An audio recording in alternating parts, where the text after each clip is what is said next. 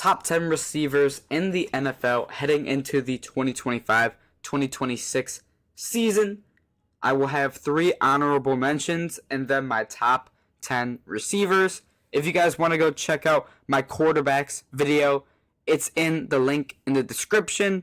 Watch that after this one if you'd like to. My 3 honorable mentions are going to be DJ Moore, Terry McLaurin, and Davante Adams. They are all great receivers, and this list is harder than the quarterback list because there's just so many great receivers in the league now where even guys that are not in the top 15, 20 are still elite receivers. It's just there's so many of them that great receivers can't even make the top 10, like these 3 guys. Davante Adams, legend, will probably be a Hall of Famer when it's all said and done. I just think he's a little bit past his prime, and he has a teammate on the Rams that is in my top 10. We'll get to him later on. Terry McLaurin, I think another great receiver. That's why he's an honorable mention, but he's not quite top 10. His numbers aren't top 10 in my opinion, and he just had his best season with Jaden Daniels. So if he repeats what he did last year, I might consider him more for the top 10. But I'd like to see him maintain his big touchdown role as well from last year. And then finally, DJ Moore was in my top 10 heading into last year. Wasn't the best year for him. It was a weird year for the Bears offense. DJ looked like he was trying to quit at times, wasn't fully invested with the team, but I'm assuming he will have a bounce back year. He's just not in my top 10 at this very moment. But kicking off my top 10, we have Mr. Consistent Mike Evans. Mike Evans, no doubt in my mind, top 10 receiver, no doubt Hall of Famer. He's had 1,000 yards every year of his career. One of the most infamous stats for a receiver in NFL history. That's what people call Mike Evans, Mr. Consistent. He's got it done with guys like Jameis Winston, Baker Mayfield. They're not bad quarterbacks, but they're not the best of the best either. He had Tom Brady for a few years, which he's the GOAT, of course. But overall, Mike Evans has not had the best quarterback play throughout his career and still puts up 1,000 yard after 1,000 yard season. He, in my books, is no doubt a top 10 receiver.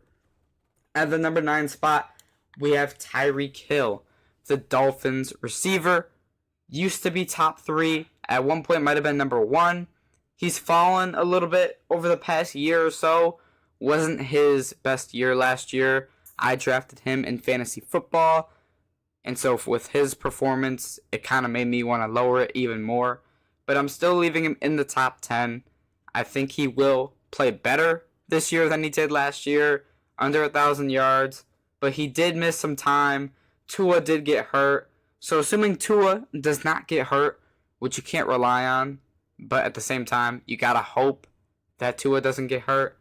And assuming he doesn't, then I think Tyreek gets 1,000 yards again. And he's still one of the fastest receivers in the league. One of the most talented. It's just he's not top 5, top 3 like he was a few years ago anymore. Now at the number 8 spot, I have the rookie Malik Nabers. Not the last rookie going to be on this list, by the way. Malik, with his quarterback situation and what was going on in New York, the weapons around him, he had an incredible rookie year. It was special stuff. The highlight reels that Malik had, his great contested catches, it gave people reminiscence of Odell Beckham Jr. 2.0.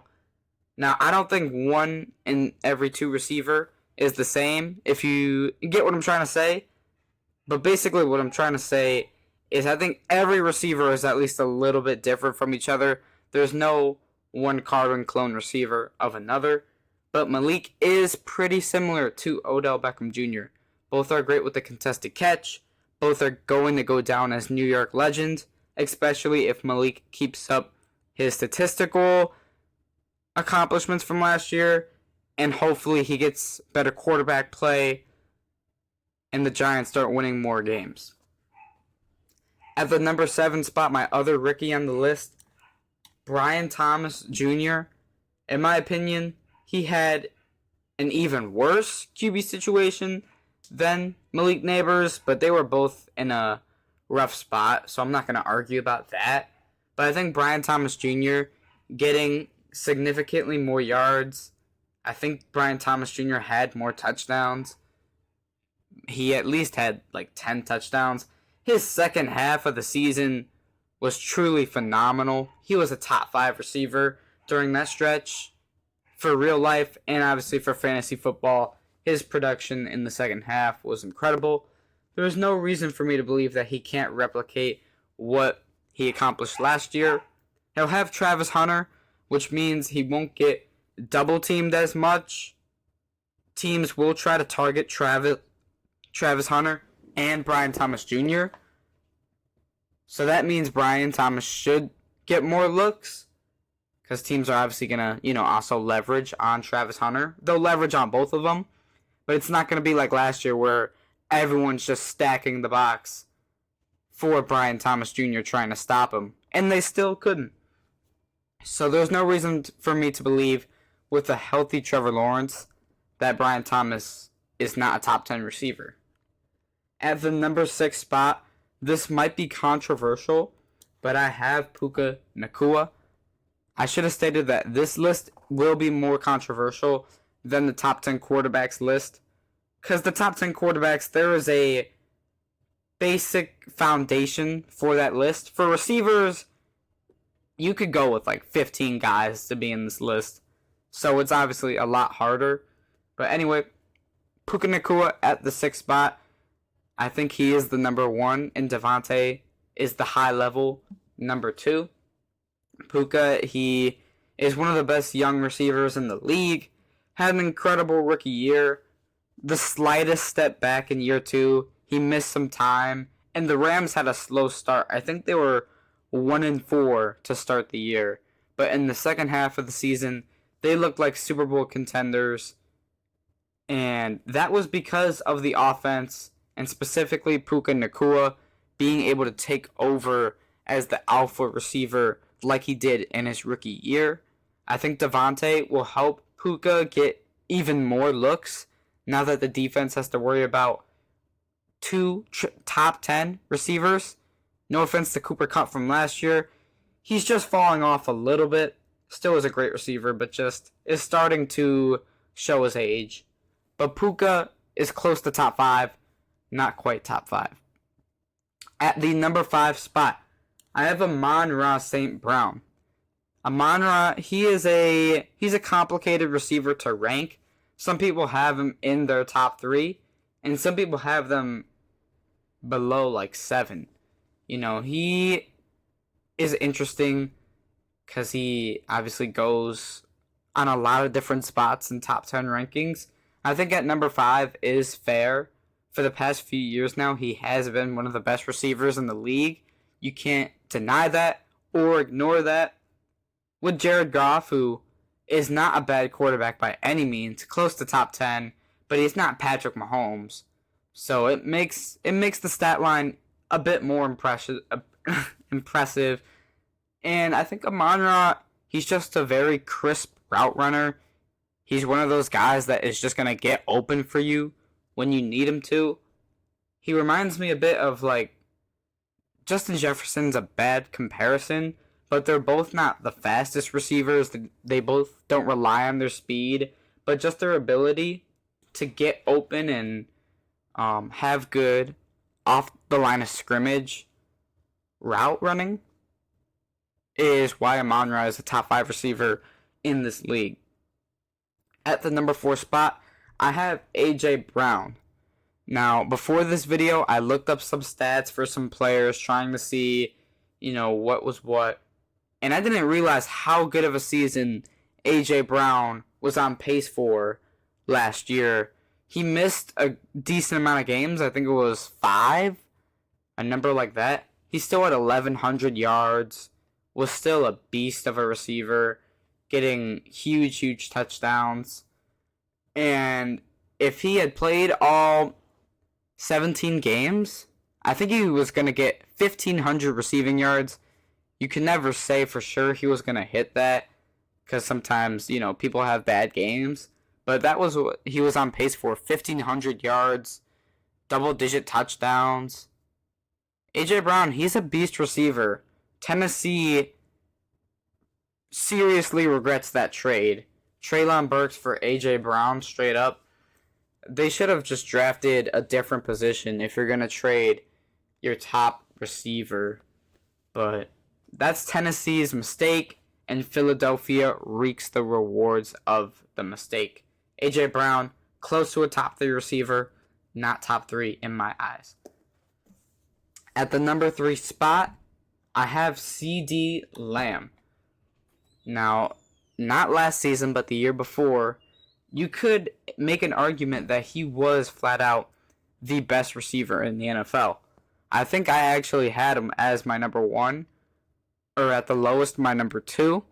He took a slight step back last year, to be expected, because Dak Prescott got hurt, and I think CD had a few injuries as well. I think he missed a couple of games. I'm not 100%, but I think he did. Losing your starting quarterback is going to hurt your production 9 times out of 10. Not all the time, but most of the time. And this was one of those times where it did affect CD's production. But don't get it confused. He still is a top 3 receiver in this league, in my opinion. He has explosive playmaking. And I just don't see why you can't put him in your top 3. You can't put him behind Amon-Ra, Puka, maybe A.J. Brown you can make the argument for. But right now, I think you have to put CD as a top 3. And so the big debate, who is number 1 and who is number 2, you guys know what 2 receivers are going to be in the top 2. Justin Jefferson and Ja'Marr Chase. LSU guys, both got passes from Joe Burrow in college. But I knew who I was going to put at number 1 at the start of the video. Ja'Marr Chase is going 2. Jefferson's going 1. I'm going to explain my case. I think most people would agree with me. Not everyone, but I think most people would agree. If you are a Ja'Marr Chase over Jefferson guy, I get it. He was the Triple Crown leader last year. Was second place for Offensive Player of the Year behind Saquon, I think. And based off of last season, Ja'Marr Chase was better. He was the better receiver. He had the better stats for touchdowns, for yards, for receptions. You can't argue that. The stats don't lie. But overall, I think what Jefferson has done in his career is far more impressive than what Ja'Marr Chase has done in his career. Ja'Marr Chase has had Joe Burrow for his entire playing time. There was a few games where Joe Burrow wasn't playing, Jake Browning was in, and he was a solid backup.